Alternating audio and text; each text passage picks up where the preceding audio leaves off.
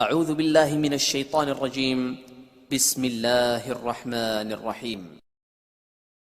کبھی ایک ایسی عورت سے ناطہ نہ توڑو جو تمہاری بہت سی خامیوں کو جانتی ہے اور پھر بھی تم سے پیار کرتی ہے۔ جن مردوں کو یہ لگتا ہے نا کہ عورت کو رلانے سے، تڑپانے سے اور ترسانے سے اس کی محبت شدت اختیار کرتی ہے، تو ان کی بہت بڑی غلط فہمی ہے۔ جب عورت آنسو بہاتی ہے تو رفتہ رفتہ اس کی آنکھوں سے آپ کی محبت بہہ جاتی ہے۔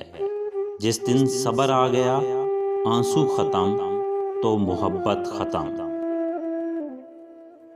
مرد عورت سے کبھی بھی محبت نہیں کرتا، وہ بس سالن کی طرح عورت کو چکھتا ہے۔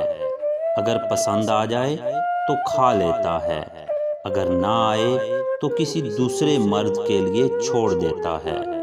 عورت کی پوری زندگی کھا پی کر آخر میں کہتا ہے مجبوری ہے، تم سے شادی نہیں کر سکتا۔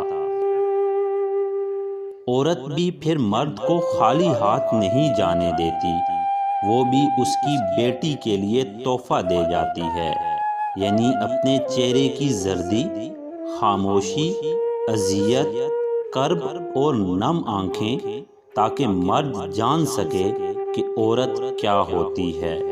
اور جب مرد عورت کو بیٹی کے روپ میں جان لیتا ہے تب وہ خوف زدہ ہو جاتا ہے، کیونکہ اسے کبھی رب کی بات اور کبھی وہ عورت کی بات یاد آتی ہے کہ دنیا میں ہر چیز مکافات عمل ہے۔ عورت وہ ہستی ہے جو شوہر کا 20 سال تک ہر ظلم، زیادتی، ناانصافی برداشت کرنے کے بعد شوہر کے ایک کپ کافی بنا کر دے دینے پر پھر سے اس شخص کی محبت میں گرفتار ہو جاتی ہے۔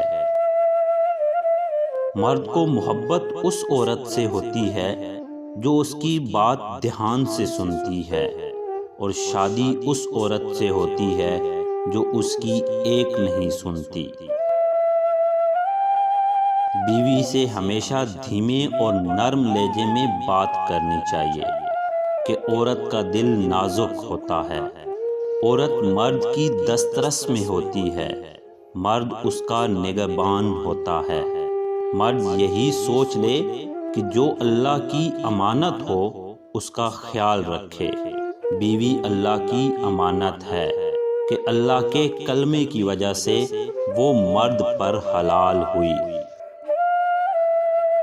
میرے مطابق عورت کی خوبصورتی اس کے بدن پر چمکتے کپڑوں کے بجائے اپنی ذات پر اطمینان کے علاوہ اور کچھ بھی نہیں۔